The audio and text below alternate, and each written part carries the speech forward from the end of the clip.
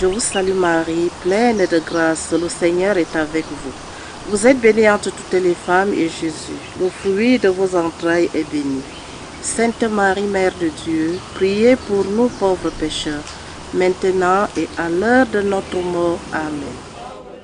Un murmure délicat, dans un silence de cathédrale. Vous êtes bénie entre toutes les femmes. Marie-Noël chuchote à l'oreille de la Sainte Vierge. Elle lui parle, lui soumet ses peines, son fardeau, espérant voir un signe, une réponse à ses doléances. Son chapelet lui sert presque de pont. Elle ne s'en sépare pratiquement pas. Comme elle, dans les milieux religieux de Yaoundé, de nombreux chrétiens se sentent proches de Dieu grâce à cet outil de prière. Et si pour certains, le ciel se montre favorable, pour d'autres, ce n'est pas toujours le cas.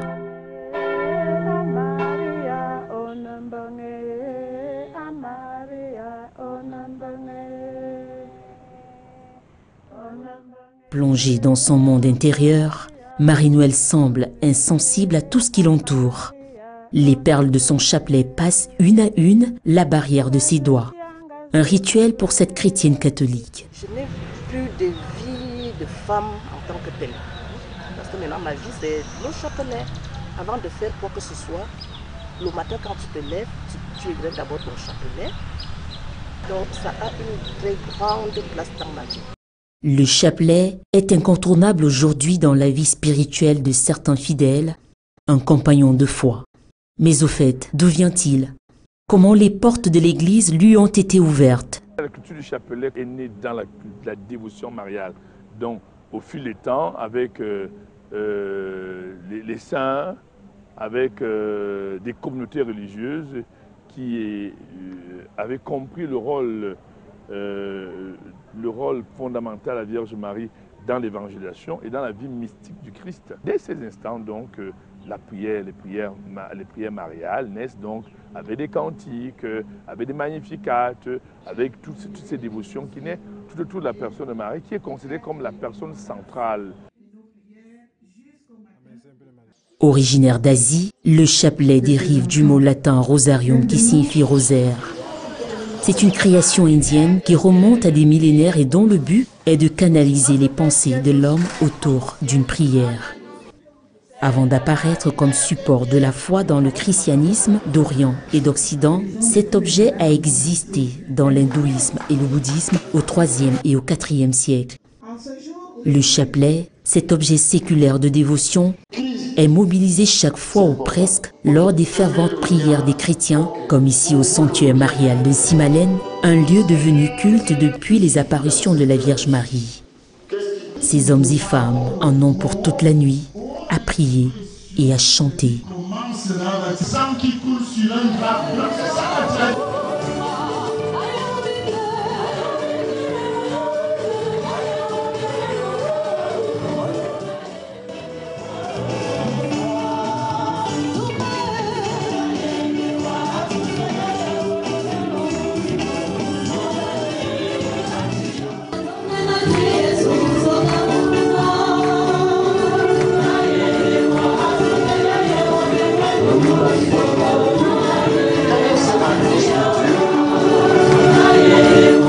À chaque obédience son chapelet, selon que l'on soit musulman ou orthodoxe. Chez les catholiques en particulier, il en existe plusieurs. Chacun semble répondre à des préoccupations précises, comme le souligne Jean-Augustin Otuntolo, curé de la paroisse Marie Médiatrice d'Etoudi, au nord de la capitale. À chaque chapelet correspond un type de dévotion. Par exemple, vous avez le chapelet de la miséricorde divine, vous avez le chapelet Marie des larmes Marie de ses douleurs, vous avez plusieurs types de chapelets. Et là, vous avez un chapelet ordinaire de la Vierge Marie. Le chapelet, donc, cet instrument de prière que les chrétiens ont adopté. Et la récitation de ces 4 chapelets constitue ce qu'on appelle le rosaire, avec les différents mystères, mystère glorieux, mystère joyeux, mystère lumineux et mystère douloureux. C'est constitue le rosaire.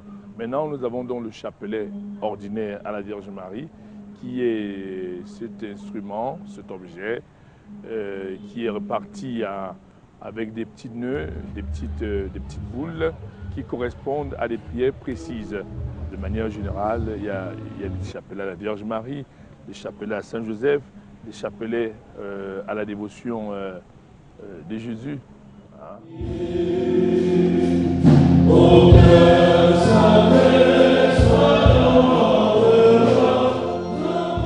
Même si certaines personnes ne sont pas d'accord sur la nécessité de méditer ces mystères à travers le chapelet, pour plusieurs chrétiens, c'est pas un pas sans cet outil qui est une connexion sûre avec le monde céleste.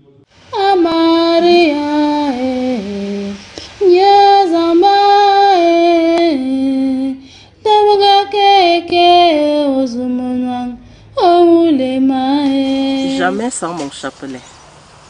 À travers la prière du rosaire, j'ai obtenu beaucoup de choses. Déjà, le don de la santé, la vie même. J'ai été très malade. J'ai subi 3 opérations en l'espace de 3 ans.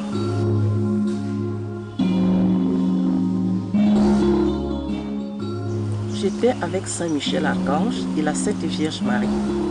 Et les gens qui étaient autour de moi, c'est eux qui me racontent après que je ne faisais que prier le je vous salue Marie. J'ai demandé à tous ceux qui étaient autour de moi de prier. Moi, je n'étais pas là apparemment, j'étais avec les autres. Mais c'était un monde merveilleux. Moi, je ne voulais même pas me détacher d'eux. Pour moi, c'est un miracle de la Sainte Vierge Marie.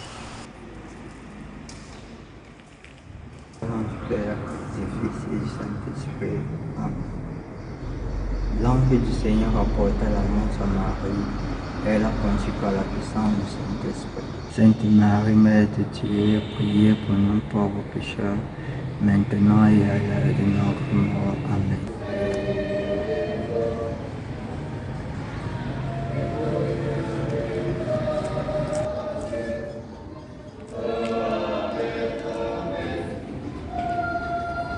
Ma fille s'appelle Marie. Elle est venue au monde parce que je priais le chapelet constamment pour rencontrer une personne avec qui je ferai un enfant. Et elle fait un enfant. Et quand elle est venue au monde, ce qui est bizarre, elle ne parlait pas à partir de 2 ans. J'ai continué à prier et elle s'est mise à parler. J'avais certains petits problèmes. Et j'ai vu dans ma paroisse les gens qui priaient le chapelet et qui me l'ont recommandé. Je me suis donc mis avec eux pour faire cette prière et à la suite de cette prière, j'ai constaté qu'il y a un certain changement qui s'opérait en moi. En fait, mes difficultés, je ne dirais pas que c'était fini, mais qu'elles s'amenuisaient. Le père de mes enfants est mort trop jeune. Je suis restée avec 3 enfants. C'est par la prière du chapelet que j'ai pu élever ces enfants qui sont devenus ce qu'ils sont aujourd'hui. Je ne peux ne pas prier le chapelet. J'ai 10 enfants. Je n'ai rien dépensé pour faire voyager mes enfants. Chaque personne partait comme ça, sans que je ne sorte 5 francs. Comme j'ai beaucoup de filles, ils ont eu des copains qui les amenaient et ils se mariaient après. Il y a un garçon qui est là-bas, j'ai les 2 autres ici. L'un a eu le concours à la BEAC avec mon chat.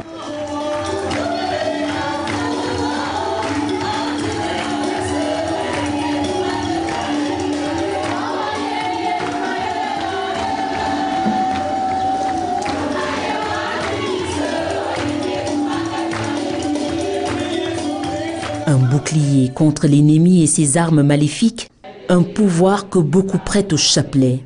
Dans les véhicules, il s'est fait une place. D'autres l'accrochent à leur cou tel un collier ou encore le glissent dans une de leurs poches. Et parfois, il arrive qu'on le retrouve dans une bouteille d'eau à usage spécial. De nombreuses utilisations qui pourraient prêter à équivoque. Moi, le chapelet ne représente rien. Je suis catholique, mais je n'ai jamais utilisé le chapelet. Ce sont des dogmes initiés par l'Église catholique. Chaque chrétien doit cultiver sa relation avec Dieu. Tu vas par exemple dans ta chambre, tu fais ta prière et puis c'est fini. L'usage des statuettes, des chapelets, des encens, pour moi, ce sont des dogmes initiés par l'Église catholique. Personnellement, je l'utilise par bon escient parce que je me dis que ça rentre dans le cadre de l'idolâtrie des objets consacrés et adoptés par l'Église catholique. Ce n'est pas un gris-gris, c'est comme une échelle qui nous permet d'aller vers le monde céleste. Le chapelet ne saurait être un talisman ou bien un gris-gris, loin de là. Chaque fois que nous avons le chapelet, nous devons être appelés à vivre en prière. Peut-être quelqu'un peut avoir le chapelet dans sa poche. Peut-être pour prier de temps en temps, dans sa journée, dans le moment creux. Pas faire de ce chapelet un gris qui va nous apporter une protection particulière. Ce chapelet n'est quelque chose qu'en fonction de la foi que nous avons en notre Dieu, à la confiance que nous avons sur l'intercession de la Vierge Marie. Il en est autant du chapelet que pour d'autres objets religieux, des huiles supposées saintes, de l'eau bénite, de l'encens et divers autres objets de piété. Les choses comme les sacramentaux nous aident à prier. Nous avons l'eau, nous avons les encens. Il y a encore des livrets de prière et autres qui nous disposent à de meilleures conditions de prière. Aujourd'hui, on a l'impression que beaucoup croient aux sacramentaux. Ils n'ont pas la foi parce qu'ils sont à la recherche du miracle. Or, le miracle, laissez-moi vous dire que même les démons font les miracles. Dieu fait aussi les miracles. Et le meilleur miracle est celui de Dieu. Jamais sans mon chapelet est une question de foi, une affaire personnelle. Gris-gris ou simple instrument servant à la prière, le chapelet manipulé au gré de son utilisateur a certainement de beaux jours devant lui.